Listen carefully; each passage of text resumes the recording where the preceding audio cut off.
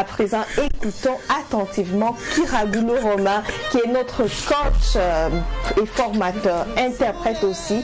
Il est coach, formateur, interprète en développement personnel. Merci beaucoup. Et avec lui, c'est coaching et motivation. Aujourd'hui, c'est le dernier jour pour ce qui concerne cette rubrique pour l'année de 2018. Alors, nous allons parler du bilan. Nous allons faire le bilan et puis avoir des perspectives à venir. Bonjour, monsieur Kiragulu. Bonjour, Daisy. Bonjour, Heidi. Bonjour, monsieur Kiragulu. Joyeux Noël en retard. Merci et joyeux Noël à vous. Merci bien.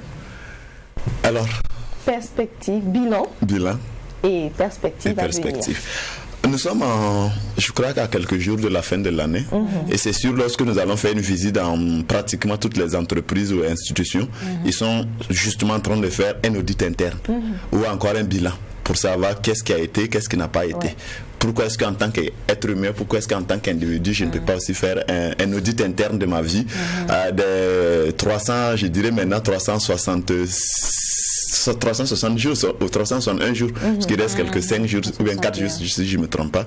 Donc ça fait que si nous essayons de calculer, nous avons déjà dépensé plus de 31 millions de secondes ou encore plus de 500 000 minutes ou encore plus de 8 000 heures. Qu'est-ce que nous avons fait de tout ce temps? C'est la grande question qu'on se pose. C'est vrai, on a eu des hauts, on a eu des bas, comme on le dit, mais qu'est-ce que nous retenons de ces jours que nous avions déjà passés, de ces jours passés avant la fin de l'année? Le bilan, oui, qu'est-ce que je retiens? Qu'est-ce que j'aurais dû faire? Qu'est-ce que je n'aurais pas dû faire? Et s'il y avait à refaire, est-ce que j'allais refaire la même chose? Donc il y a vraiment beaucoup de questions à se poser. Et à ce niveau, je voudrais simplement ajouter quelque chose. Il y a quelques semaines, j'ai participé à une conférence où le conférencier, à la fin, a donné une facture de $2000. Il dit qu'il y a eu un navire qui est tombé en panne et on a envoyé des experts. Ils ont tout fait, ils n'ont pas retrouvé malheureusement la panne. Donc il y a un vieux marin qui a retrouvé justement le problème. Et il a pris un marteau, il a simplement tapé et le problème a été résolu. Et en faisant sa facture, il a fait la facture qui s'élevait à $2000. Quand il envoie, il dit mais c'est très cher de détailler. Il faut détailler, on va voir, il faut faire une facture pro forma. Alors il a détaillé en deux. Marteau, $2. Savoir où taper, $1998. Il dit l'essentiel n'est pas le marteau, mais c'est où taper. Donc je me suis dit que l'essentiel n'est pas aussi de faire le bilan de sa vie ou encore de l'année pour savoir que, mais c'est de prendre une action.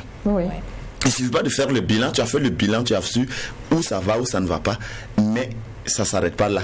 Il faut faire une action, il faut prendre une action. Et c'est là où beaucoup d'entre nous, on est réticent à prendre l'action. Je sais exactement où se trouve mon problème. Je sais où se trouve mon problème de la colère, de la gestion de colère. Je sais où se trouve le problème de mon mauvais, ou encore de ma mauvaise gestion de mon temps. Je sais où se trouve encore mon problème de ma mauvaise gestion de mes relations professionnelles, amicales, familiales et tout. Mais je refuse d'agir. Et si je n'agis pas, rien ne se passera. Donc, le maître mot ici, c'est action. Action. Bien bilan, c'est bien beau. Bien sûr. Après, qu'est-ce qu'on fait? Vous savez, la dernière semaine, nous avons parlé le modèle océan des 5 types de personnalités où nous avons vraiment reçu beaucoup d'appels. Les gens ont beaucoup parlé. Je me suis dit, mais avec quel type de personnalité nous allons entrer en 2019? Et encore, quel type de personnalité nous domine plus dans notre manière de travailler?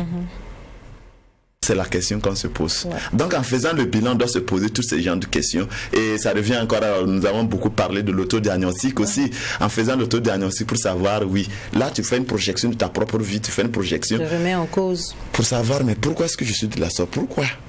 C'est facile de chaque fois d'accuser les uns les autres. Mais pourquoi est-ce que j'ai pas le courage de m'accuser moi-même? Pourquoi? Donc si on a franchement le courage, et j'ai un mot peut-être pour certains de nos patrons ou de nos directeurs, si l'année s'annonce négative au service, on va dire c'est les employés.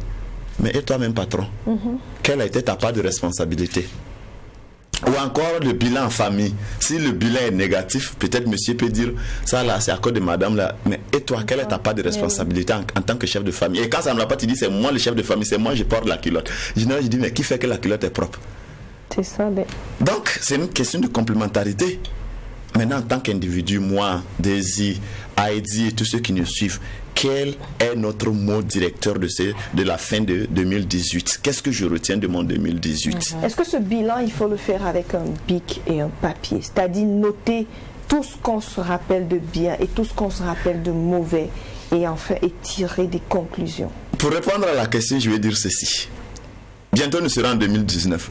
Et vos téléphones ne vont pas s'arrêter de sonner par des SMS. Je vous souhaite ceci, bonheur, joie, paix, toutes ces choses.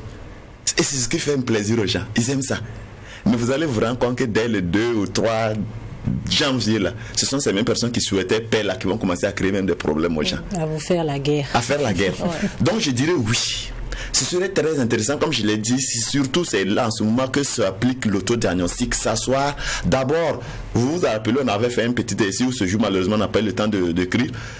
Prendre une feuille où j'avais dit d'écrire les qualités sur une page et les défauts sur une autre page. Donc je dirais que nous pouvons prendre justement un papier pour écrire qu'est-ce qui a marché sur une page, qu'est-ce qui n'a pas marché sur une deuxième page, et maintenant se poser la question, qu'est-ce qui fait que ce qui a marché et qu'est-ce qui fait que ce qui n'a pas marché n'a pas marché?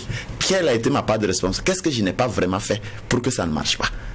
Et là on se remet en cause pour qu'on ne répète pas entre guillemets les mêmes erreurs en 2019. Ouais. Sinon on ne le fait pas. Et comme je vous l'ai dit, chacun de nous connaît de fois même la cause de notre mal. Mais on refuse d'agir. Je sais ce qui m'énerve.